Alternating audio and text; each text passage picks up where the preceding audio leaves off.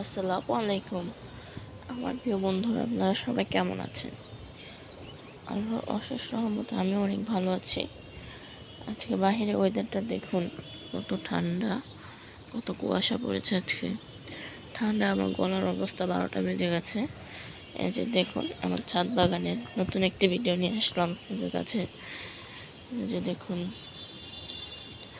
দেখুন বেগুন গাছে মাশাআল্লাহ অনেকগুলো বেগুন ফুল এসেছে। যে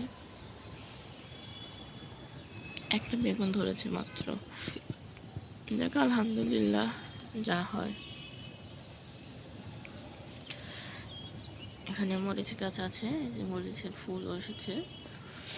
এটা কি গাছ?